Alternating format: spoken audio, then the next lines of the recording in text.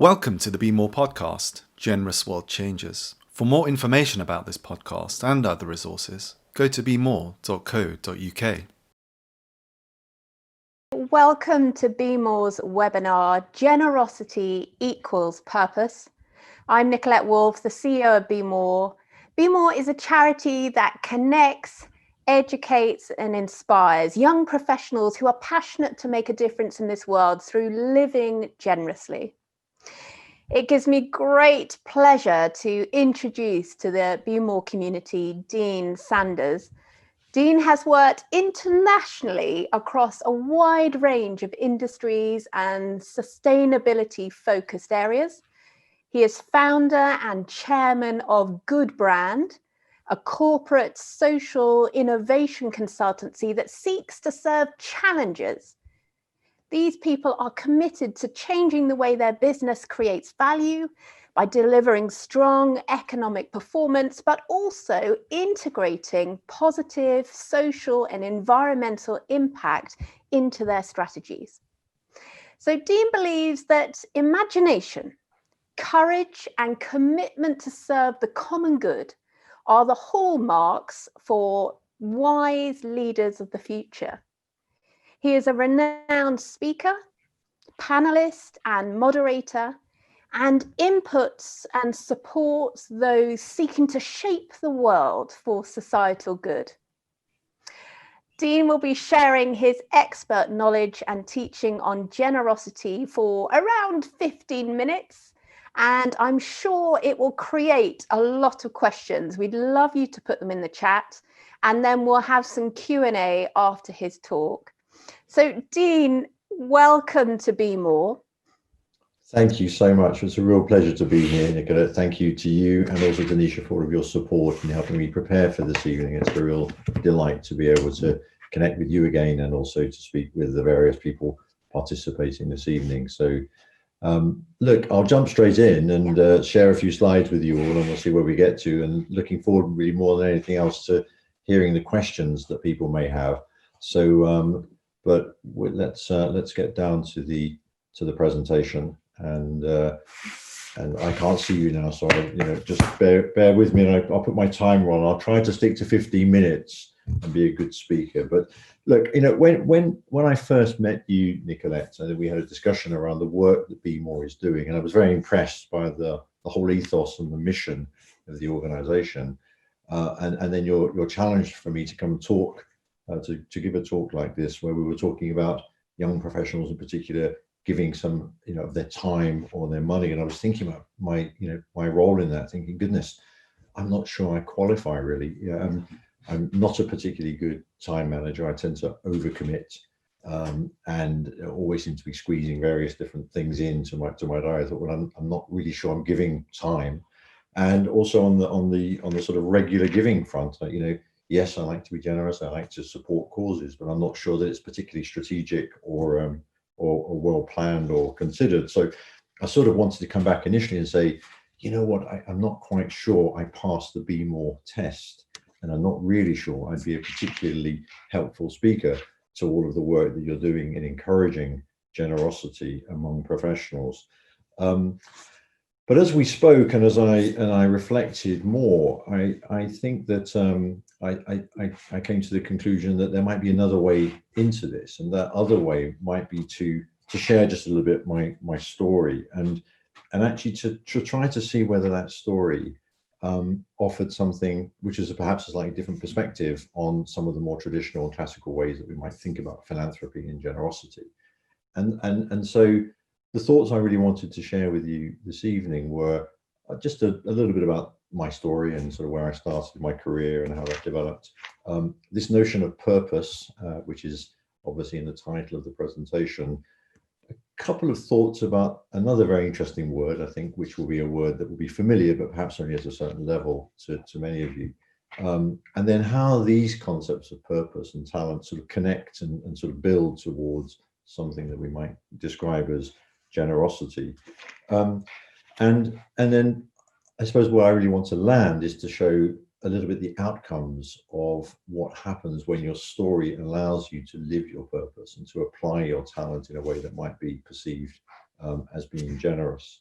And I think that, one of the really interesting themes in this is to sort of see, where do you get to, where do you land, what happens, perhaps sometimes rather surprisingly, when you take decisions in your life that are more purposeful and more aligned with a sense of mission in your life. So I'm going to start not right at the very beginning of my story. I'll spare you the early years, but I'll start from having graduated from university. And actually, I was not particularly clear. I had a degree in modern languages, and I wasn't particularly clear and sure what I wanted to do career-wise. But I started teaching English, and through that was introduced to someone who ran a rather famous chocolate company in Germany, and so. He thought that I might be interested in something which he described to me as marketing, which I'd actually never heard of before. And before I knew it, I'd packed my bags and I was heading back to Germany. I studied there previously, and started work as the brand manager on the one of the chocolate bars in the middle there, Toblerone. And then I migrated to the chocolate bar on the top left, Milka, and I was being promoted along the way from brand manager to marketing manager. And then we made various acquisitions, and all sorts of other things happened, which meant that ultimately I returned to the UK and became the marketing director with responsibility for the brand on the top right. And in all of this, it was just an amazingly interesting time for me. I mean, it was marketing as a career and working with brands like this is very exciting. There's a lot of creativity involved, a lot of conceptual thinking, a lot of strategic thinking, opportunities to do innovation, a lot of resources usually at your disposal. So, I mean, and also I should say this was a little while ago now, this was the late 80s. And so the economy was booming. In fact, I was in Germany at the time when the wall came down, and there were new marketing opportunities in the east of the country. So long story short, a very exciting and creative and strategic start to my working life in marketing. And I carried on doing that actually for eventually probably ultimately about 9 or 10 years. And I think the interesting thing, I found myself gravitating more and more towards specific topics within the confectionery industry. I was responsible for a range of chocolates for diabetic people. I was very interested in the idea of giving chocolates as gifts, and the psychology and the sociology of giving gifts. We did work on healthy chocolate, if you can imagine, researching ways that we could minimize the adverse health impacts. But then I sort of found myself also with a project which was trying to encourage more, children adequate chocolate consumption. At that time, my family was still very young, and I knew that at home I was regulating the consumption of my kids' chocolate, but at work I was sort of trying to encourage more consumption. That didn't really sit very well. I sort of started to become a little bit uncomfortable with that imbalance between my professional life and who I was as a father.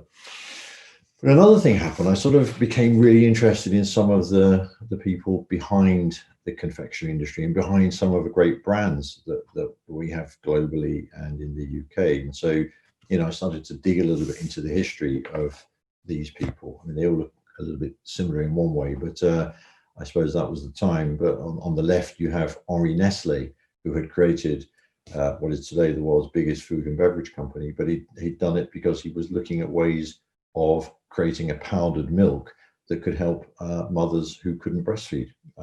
John Cadbury in the middle was a Quaker, a tea merchant who became later a cocoa merchant. And as Quakers, they were very involved in the anti-slavery movement. And the chocolate, the cocoa bean supply of Cadbury's came from those parts of West Africa where there was no slavery right from the very beginning.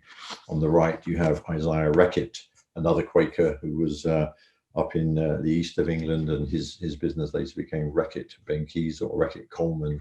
So quite a lot of very interesting stories around people who had sort of different beliefs, different attitudes, different reasons for going into business, where ultimately their businesses have ended up becoming quite quite famous and quite significant, in some cases multinational organizations. So that sort of fascinated me really. And then that sort of led me on to whether that kind of thing was still happening. And at the time when I was still a marketing director, I read a couple of books.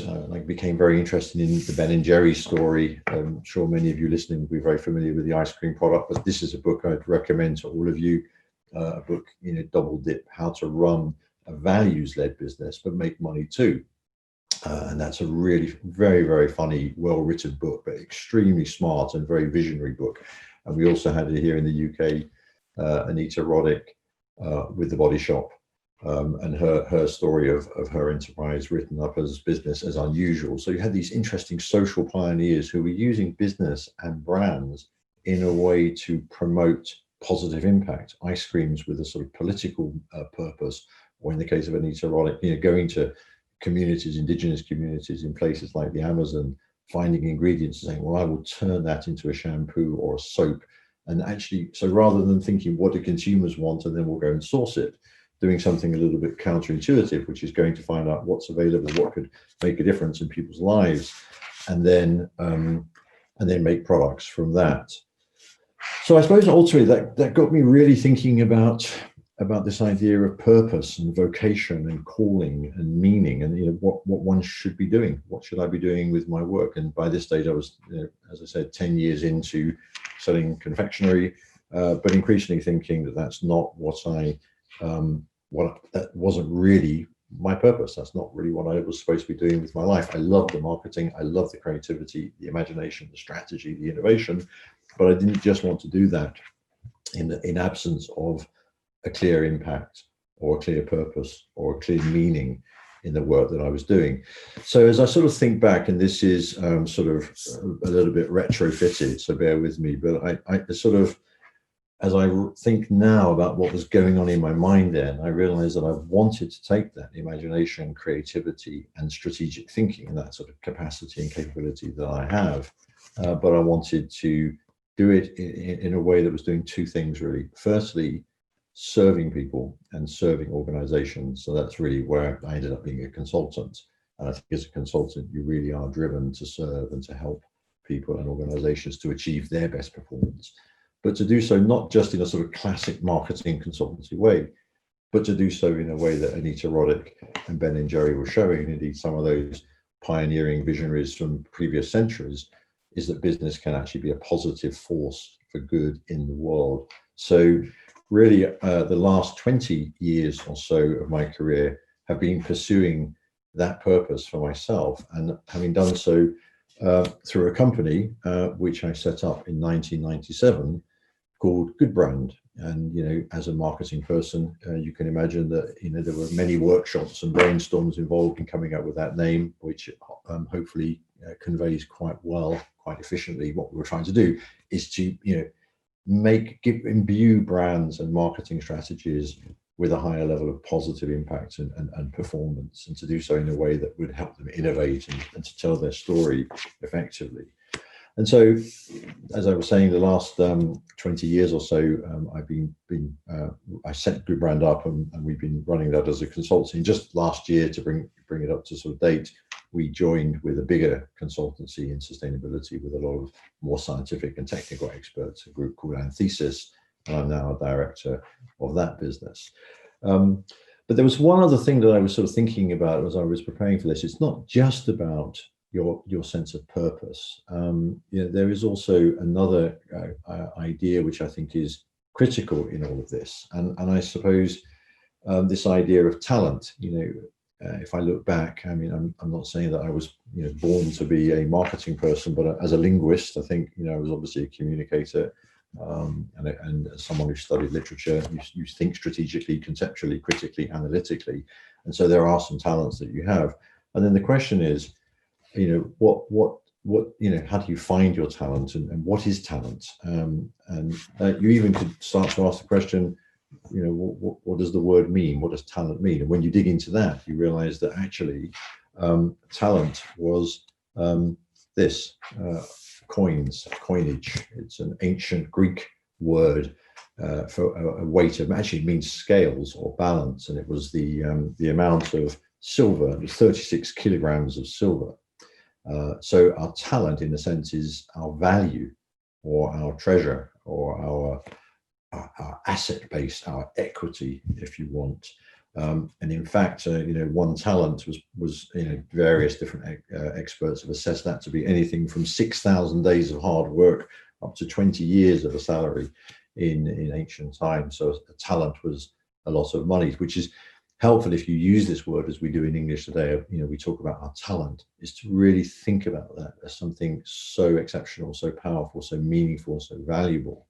And there's actually a very interesting story. Some of you may know that story, which is called actually, unsurprisingly, the story of the talents, or the story of investing the talents. And the story goes that a landowner or a businessman was going away on a business trip for a longer period of time, and brought some of the sort of managers in the business in, and said to gave them each a certain number of talents.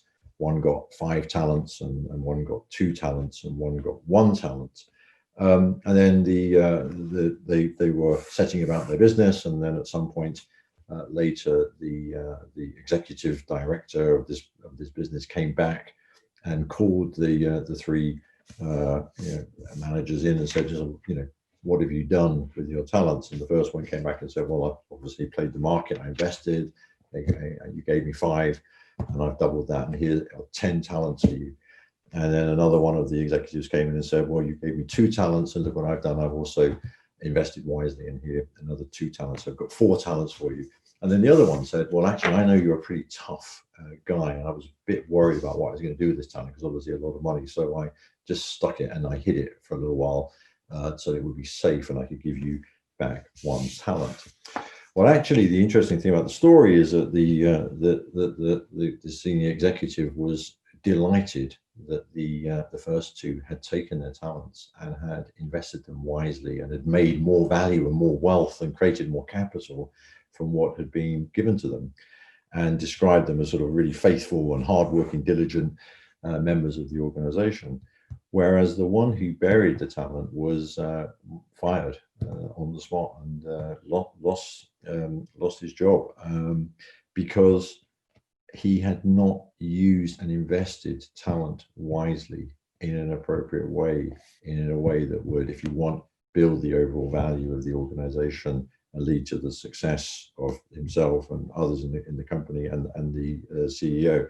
So there's a very interesting sort of theme here, which is that not investing your talents wisely can actually be a source of incredible risk, and being afraid of investing talent well and wisely may lead to the wrong outcome. And we certainly should not in any way be burying or hiding or sort of backing off, or even ourselves afraid of what we do with our talents.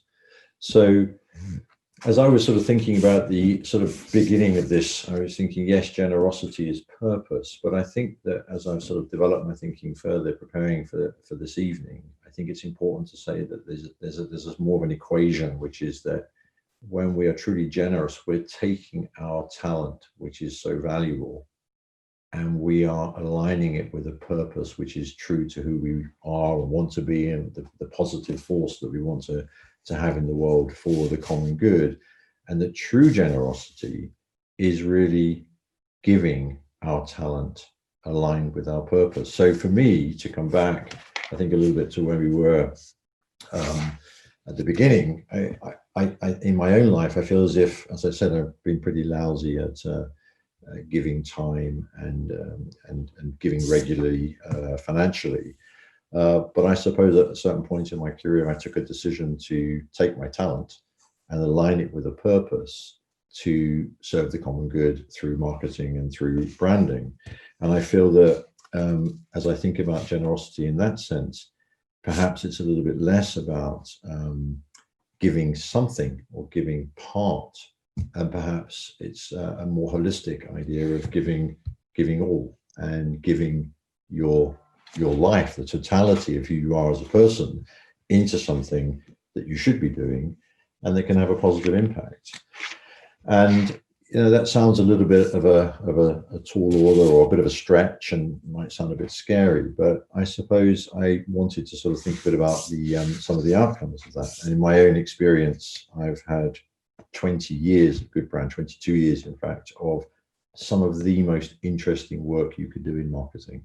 working on the biggest brands of detergent and chocolate and coffee and water and energy and all sorts of different companies across different geographies, been to some interesting places, met very interesting people, had measurable impacts on the lives of many people. If I take the coffee example, people who've had very difficult experiences and difficult lives, and helped create programs that can transform their lives. And also always had, despite having walked away from the corner office and the sort of fixed salary and pension and all the other things that you get in multinational business, I've always had more than sufficient to take care of my family and bring up 5 children and get them educated and off to university. So I sort of wanted to leave on a note of saying that I think making these decisions is not about giving small parts of what you have, but actually is aligning yourself more totally and more holistically behind your talent, who you are, what you should be doing. And I thought we would just finish with a film that shows this. I'll just explain it first. This was to give you an example of sort of purpose-driven marketing. This is from a company I've been working with quite a lot called Nespresso. Some of you may know Nespresso, a pioneer in sort of high quality espresso coffee beverages. And we discovered that after the civil war in South Sudan, there was coffee there. There were coffee farms, and these farmers had never been able to get their coffee out of the country. So we created this product, Saluja Tea South Sudan, with the support of George Clooney, who's the brand ambassador of Nespresso. And we got the first non-oil export ever out of the country. And we created this product and this brand and sold these capsules. And they were actually interesting as well, the highest priced, most profitable capsules and the fastest selling capsules in the Nespresso range at the time. So anyway, the company put a small film together, which I think to finish, you might be interested to see, which tells the story of this product and how we got and how we helped the coffee farmers of South Sudan through creating Saluja. So thank you. Film, please.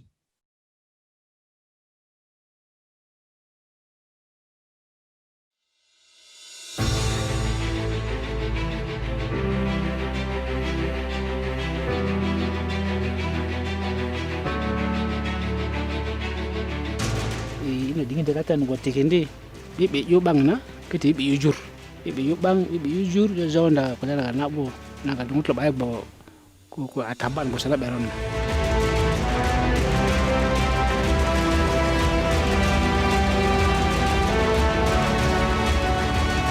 C'est un pays où il n'y a pas de marché du café. Donc on est vraiment allé là-bas pour recréer ce marché du café et pouvoir à la fois le transformer et l'exporter pour la première fois à l'étranger. Ayani kaman tete din ngaji ka kilo asanyo ngutulu jore ka jo aku kenda sana moron.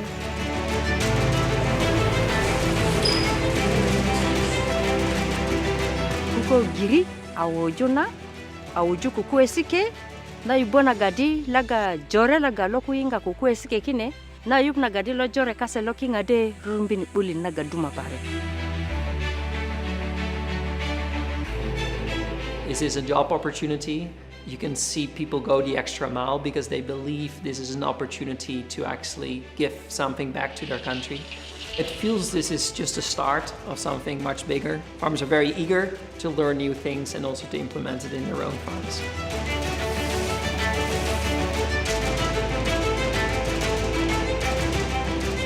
Ni mutu boso ilo de laga Nespresso ko yir puke homoni to geleng na ngana itini lepe iyo tela duma.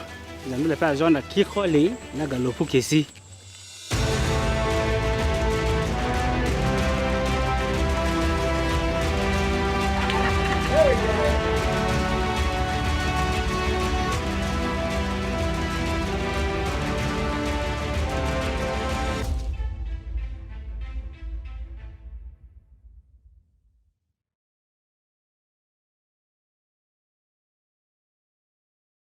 Thank you. Dean, thank you so much. It's fascinating to hear your story. And I just love this holistic approach of giving the whole of you and your unique value, your unique talents into your purpose, which drives your life. And actually, that is generosity. And I love that. So thank you so much for sharing that. I also love the fact that you've got Toblerone, my favorite chocolate bar, right at the start, next to the Be More logo. I think that's fantastic. I think it needs to happen more often. Especially for you, Nicolette. I love Toblerone. But thank you so much. And we would really, we've got a few questions on the chat here. I'd like to start off with just talking about the fact that many of our young professionals have possibly gone through university, graduate schemes. They've found themselves in jobs that have been defined by a title, such as being an accountant, or maybe they might be in marketing. And the thought of just trying to give and just find purpose through generosity in the ways you're talking about could feel quite risky. And I think you mentioned in your talk slightly that, you know, you could have gone for the big corner office and the big pay packet, etc. But actually you decided to choose a career path that possibly could be more risky in terms of that security, but actually I'm guessing gave you more value. And I just want your thoughts and possibly encouragement or wisdom around that to our audience. Yeah, well, that's a great question. Thank you. I think I could answer it on a number of levels. I think, of course, there are different characters and different personalities, and people have different appetites for risk. Naturally, their talents will also have different propensities for risk. One might be able to generalize horribly and say that marketing people are a little bit more up for risk perhaps than others, without wanting to generalize any particular professional category, because obviously there'll be individual personalities within that. So for me, I think, you know, I've always had perhaps a bit of an appetite for going out there and doing different things and taking risks. Even when I started my marketing career, just getting on a boat and heading out to Germany and starting a career, I had no idea what marketing was or any of that. But the other thing, which I think when I finally took the decision to leave multinational business, I realized that I was already past the peak of my performance. And I realized deep down I wasn't enjoying or loving anymore what I was doing. I could do it, but I was having to work hard against myself to keep trudging it out, actually. So the risk for me would have been staying. Didn't look like that at the time, even to my family and to other people. It just looked a bit unusual. But I knew myself that if I carried on doing that, I would have burned out, and I would not have been able to. So not only would I not have fulfilled any sort of purposeful potential, but I actually wouldn't even have achieved what one is supposed to achieve, I suppose, in inverted commas, in those kind of professional experiences, because I wasn't being myself in my work. And I think ultimately that will come and get you if you're not careful. So on on a sort of slightly brighter note, I think the world has changed immeasurably in the last 25 years, and the work we do in sustainable development, sustainability, brands with purpose, corporate social responsibility is a much bigger field and a much bigger industry, and there's more work out there, and that work needs workers. It needs people who've got talent and commitment, whether they're lawyers, accountants, marketing people, finance people. Impact finance is booming. I mean, it's not yet as big as some of the enormous banks, but whether you're in private equity or whether you're in VC, or, you know, there's impact and sustainability everywhere. So the sooner you get into it and the sooner you go for it, the more likely you are to reap the benefits of that as well. And so, you know, I think that it's less risky than ever it was, I think, as a career choice. So there is a choice that people need to make, and maybe an evaluation or reflection on where they're at, how happy they are in their current role, and really to seek to define their value system as well, in terms of passion for causes and that sort of thing. One question: in this economic climate of COVID, what would you say are the top three societal needs out there that actually maybe are themed for the future or now, that perhaps businesses and corporates and our Be More community could focus on helping a bit more with their talents? Yeah, well, I think that's it's a good question, and I think one doesn't want to be in any way.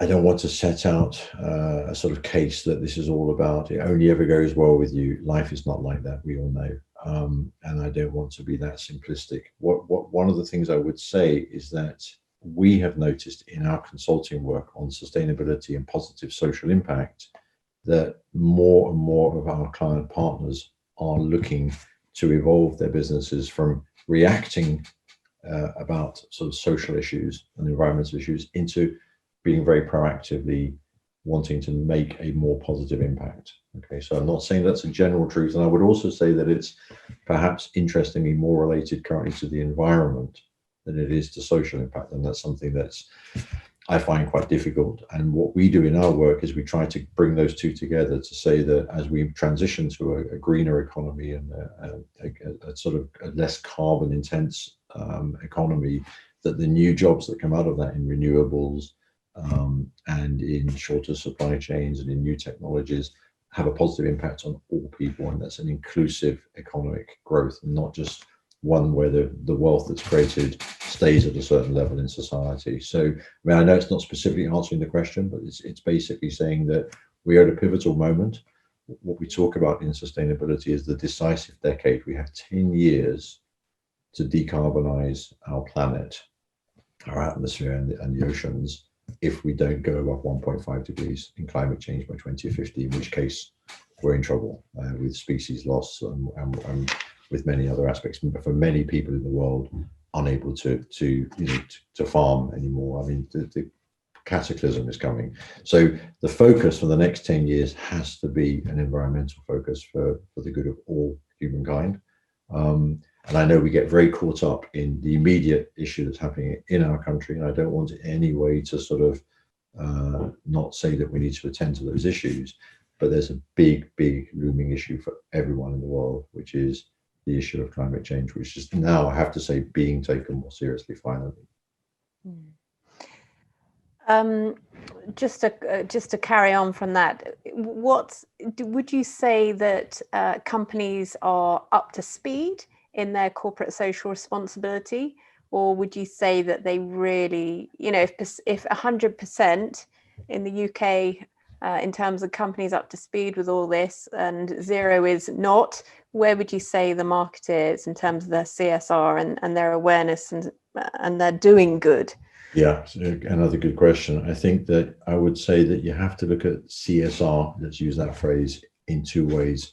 There is a certain level of best practice and compliance that most of the top companies would be expected to adhere to, and they are. So I would say that's in the UK as an economy, you're as close to 100% of the FTSE companies and most of the big companies that you would expect to be doing the right thing, reporting, being transparent, disclosing, and having strategies on key issues like inclusion, on gender rights, on equal pay, on employing young people, on many of the sensitive topics, as well as transparency in supply chains. And that's sort of compliance. But how many of them are going beyond that into transformational strategies and thinking of new business models, new ways of doing things that are even more inclusive, more justice driven, more disruptive? I would say probably still the minority of companies. I think it tends to be the sort of the game changers, the Teslas who come in and say, hey, you could do it completely differently, and that's coming more and more, but it's still not where it needs to be for us to get where we want to get to. That's brilliant. Thank you. Okay, next question. How can someone best balance purposeful work and being true to oneself with family and or personal responsibility?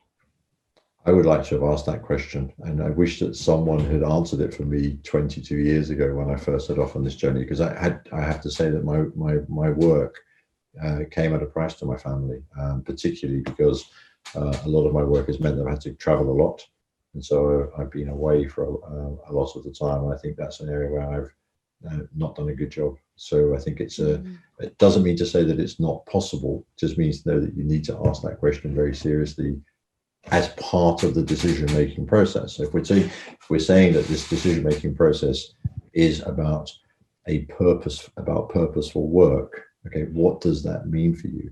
The purpose might actually be the family. It doesn't necessarily have to be Nespresso capsules. And I think that's an equally important and valuable decision. So, and it might be, and particularly now, I think someone in our team just became a father for the first time. And, in a strange way, the period of confinement and lockdown has meant that we've all been able to do more things like we're doing here this evening, and be able to balance a family life in a way that we hadn't anticipated previously. So in all of these things, there are opportunities if we look for them, I think. Thank you. Next question. What are some good examples of how you have seen employees and employers be more generous in the workplace? Yeah, that's a really good question.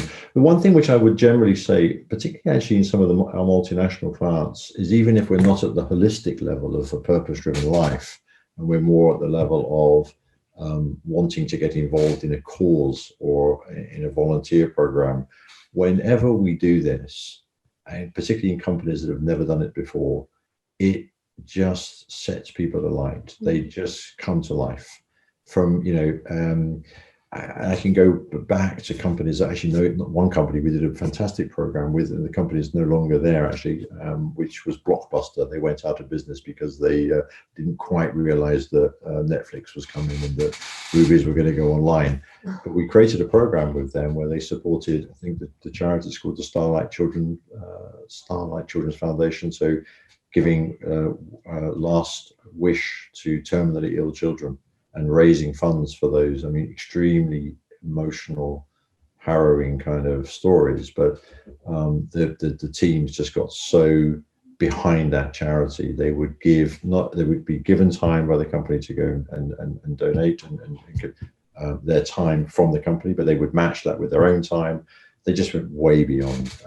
It became such a big thing for them. So I think in all cases, when I've seen really good programs of corporate volunteering or matched fundraising, people are just thrilled and excited because it brings something out of themselves. And it also, of course, brings an incredible level of new relational proximity between employees. You discover yourselves differently when you're doing some voluntary work together, maybe not just on a fundraising, but also on a project. There are new talents, new tasks, new opportunities for co-working, and you see a different side of your colleagues that you haven't seen before, which also enriches corporate culture as well. So I think I'm a big fan of this. I actually believe that some of these things are important stepping stones for bigger decisions that people will take later. That's brilliant. Okay. How do you determine which brands to work with, given some client partners, particularly multinationals such as Nestle, have been criticised for various issues in the past? And for example, Nestle, their use of palm oil in large amounts, or there's human rights for workers in some multinationals. So this lady says the coffee project you shared appears to be a positive story of helping an economy thrive. But how can you be sure when you partner with a company that they are behaving responsibly? You can't. Is a simple answer. If you take Nestle, it's a good example. It's a company with 300,000 employees in every country in the world, and there will be among those 300,000 people who don't behave correctly. Companies that are serious about the work they do have all sorts of codes of conduct and ethical practices in place to ensure that you limit that, but you will never be able to stamp it out entirely, just because, unfortunately, it's part of being human. People cut corners and people do things that they shouldn't do, and you just have to have good systems in place to make sure that that you pick it up. And these days, with whistleblowing policies and various other checks and balances, that's really important. Nestle, in particular, has a track record, I think, mentioned in the question, around infant formula milk, and now. So for us to be reassured about working with the company, we've worked with them actually on that particular piece of business, is to interrogate their internal code of conduct, to really understand it, to understand how it is consistent with the World Health Organization code of conduct on marketing infant formula, but to understand that no policies and practices are perfect. As long as you've got systems in place that when something goes wrong, there's transparency, there's reporting. And of course, now it's also interesting is that a lot of the auditing is also done by organizations like FTSE for Good. So there are some ethical investment channels who also make it their business to audit and verify what is happening and what's going on the ground. So I wouldn't want to stand here and say that Nestle is perfect, or Danone or Unilever, or all of these companies have different issues and challenges to deal with. But as all of them are issuing sustainability reports with a GRI reporting standard, they are held to a certain level of account, and there are a lot of global indices that look very, very carefully at these companies and rank them and rate them. And of course, we will refer to all of those rankings and ratings before we embark on a project.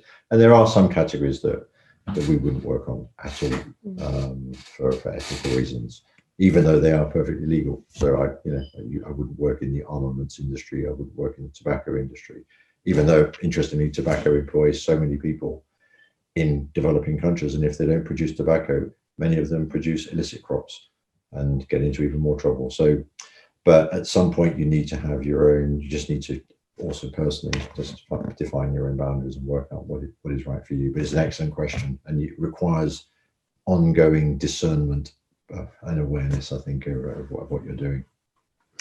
So a lot of our Be More community are what I would define as social entrepreneurs. Some of them are quite choosing certain jobs so that they can invest in societal good in some way. Some of them are creating their own companies to give back in some way.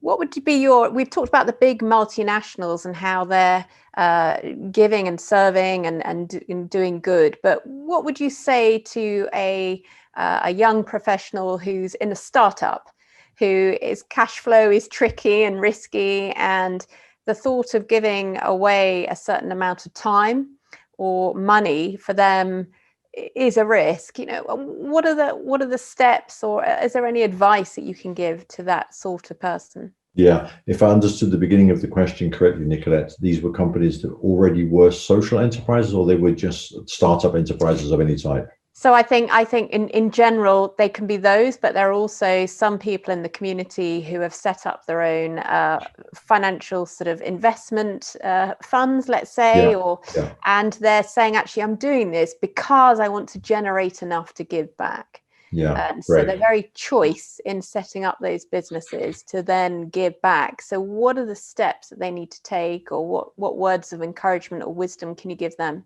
Well, anyone who's setting up any venture or enterprise, I mean, I think the interesting thing is I find when I look at the portraits of those of Henri Nestlé and John Cadbury, I think what interesting, and I've read their stories on all of their biographies. I know that they were interesting people who'd done exactly that. They had set a business up or an enterprise in order to do something for the common good, and they lived by their principles and their values from day one. John Cadbury, the founder of Cadbury's, who was, as I say, a tea merchant, he was living in the city of Birmingham, and there was a typhoid epidemic, interesting for our times, and he made it his business to stay in the city and follow the coffins to every single burial in the city, because he felt it was important to show the community that there was solidarity between the Quaker community and what was happening in Birmingham. But he also, interestingly, was the first ever shop in the whole of the UK to have plate glass window to maximize the merchandising space and the visibility of the teas and the chocolates. So you have this incredible blend of commercial nous and entrepreneurial skill, a mercantile sort of skill with a heart for people. And I think the only advice you can give really is to find that balance in your own work, and to say, how can I be the very best business person? If I'm in an enterprise, then by definition, if I've got investors, I need to repay my investment. I need to generate cash flow. But I need to balance that with other considerations. And so, tea and cocoa were consumer products. They weren't done particularly to be socially purposeful, but the whole ethos of the company was purposeful. And so I think it's doable, and there are thousands of companies. There's a whole movement, and many of you may know the B Corp movement, the B Corporation. If you don't, I would really advise you to look that up, because B Corps are becoming a big thing. This is a system for certifying companies that have changed their articles to say that they exist beyond shareholder value for all of their stakeholders. The other thing to say, which is purely practical, is just choose your timing, really. If you are struggling to meet your VAT bill next quarter, and you've got other liabilities, it's not the time to give that money away. There's just a wisdom about planning and financial planning. Of course, the other thing that you can say is that when you build your business model, you've already built in your X% that's not yours, in the same way as the tax isn't yours. So you just add something to that liability, and you say that just goes out the door, because it's not our money. And so there are different strategies for doing that, but I think having a strategy is important. That's really fascinating. Time is ticking on. I would love it if you could draw back to about 40 minutes ago and just try in a phrase or word, or maybe a sentence, just sum up what is the main message, I think, that you would like to put across to the Be More community. Yeah, I'll try it in two ways. I'll do a slightly longer hand version, which is maybe some of the work that I'm doing at the moment and where I'm really interested for the future, and then I'll try to find one word. So the thing which is really interesting me at the moment is the humanity of business. And I don't like the word business for some reason. I just got this thing that feels a bit grubby, business, as opposed to enterprise, which weirdly I find a quite nice word, because for me, enterprise means an undertaking. It's something that people decide that they're going to undertake. It doesn't need to be a PLC or a particular structure. It can be anything. It could be a mission, or it could be an NGO, or it's an undertaking. And I think humans undertake things. And I like this idea of understanding what it is about our humanity. It gives us this spark to do things, and to do things that are creative, that are purposeful, that are generous, that are meaningful. I think that's just a big part of what it means to be human. So I think one of the reason I mention that is I've been involved with a business school in England, at Durham University Business School, and we are having a dialogue between the humanities faculties and the business school about the humanity of business. And I find that really interesting. I think we're rediscovering that enterprise is just a way that humans express themselves collectively in the work that they do. And I think that's quite meaningful and quite profound, and worth taking time to think about. And I'm certainly looking forward to exploring that more. There's a symposium that we have this week with a Catholic university in China, in Macau, on the new economy of a new economy of sharing, really. And I suppose my single word, weird, it's not a very exciting word or powerful word, but it's the word alignment. Because I think that ultimately what this is about an alignment of time, talent, purpose, personality, really, with and bringing those things together to be more integrated, to be more holistic, to be perhaps more composed, confident, calm in the work that you do, and I think ultimately therefore be more effective in the workplace and in the world. So yeah, I hear that word a lot of the time in our corporate consulting work, alignment, and it terrifies me, because it means trying to get lots of people to agree to do something. But I think on a personal level, aligning motivations with how you spend your time and how you deploy your talent is probably an interesting one to explore. Thank you, Dean. It's been really fascinating to discuss generosity equals purpose with you, and just all that it's unpacked. If anybody has any more questions they'd like to put to Dean, I'm sure if you email them to hello@bmore.co.uk, we can pass them on. And BMore runs online programs, and they launch as soon as they're full. And you can come along for free for 7 sessions on a Monday evening and really discover how you can be generous, both in terms of in a group where you choose one charity to give your talents to at the end of the program, but also just for yourself. What does it mean to be generous? And what is my value system? What causes really inspire me to want to give and make a difference? So if you'd like to come and join one of our programs, then please do go to bemore.co.uk and you can find out all about us and sign on there. Dean, it's been an absolute pleasure to have you with us tonight. Thank you so much. Thank you so much for having me. Thank you for getting me thinking about some of these issues of generosity and purpose. I've really benefited from that. So thanks for the challenge. Oh, well, it's our pleasure too. And thank you to the Be More community. And we hope to see you very soon. Goodbye. Thanks for listening to Be More's podcast. If you would like to partner with us in advancing the generosity movement, you have the opportunity to give at bemore.co.uk/give.